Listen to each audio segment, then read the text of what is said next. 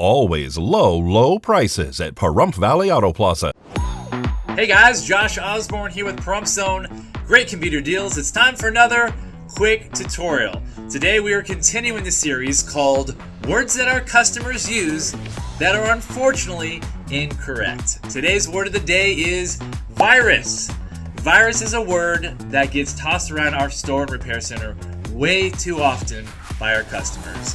And one thing that I've learned about you guys, I think you're watching way too many movies and way too many TV shows. In your mind, every time you step foot on the internet, you are at risk from that guy in that dark room in his little hood, sitting there typing quickly at his computer, hacking into Grandma Ruth's computers, stealing pictures of her grandkids.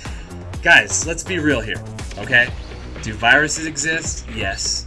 Do hackers exist? Yes. Are they all coming after you? No. Back when I started this store 14 years ago, viruses were a major problem. In fact, there's some really terrible people that have existed in the world that enjoy creating and programming these viruses and unleashing them across the internet. And these things were vicious. They would go into your address book and they would find everybody that you've ever met and send copies of themselves to your friends and family. They would erase your hard drive and leave you missing, important pictures of family members and videos and business documents. They were really bad. And even though they still exist from time to time, what we see probably 99% of the time when someone comes in telling us that they have a virus is a message on a screen telling them that there's a virus, and that message is a complete lie. They picked up that message while they were browsing the web.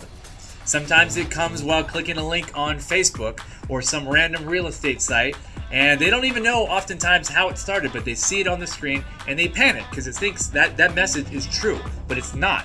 The only way you want to trust something on your screen is when you're seeing it in the actual antivirus or security software that you personally installed on there.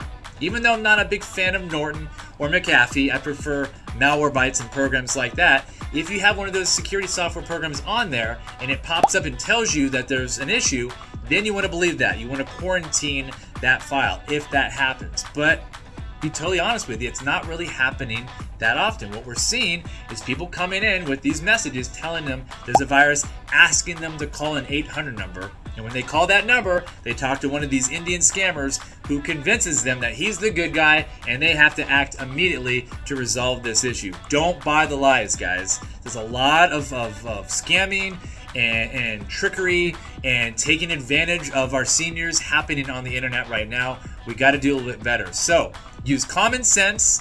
Have a good security software program on there, so if you do actually get a virus, it's going to tell you. And of course, if you guys ever have questions about what to believe, what not to believe, what program to use, which ones not to use, we've been doing this a really long time, and we have your back. You guys are like family to us. Always feel free to call us. Always feel free to come into the store. We are more than happy to help you out, get you back on track. Anyway, we got more quick tutorials to come down the road. Keep watching. We love you guys. We'll catch you on the next quick tutorial.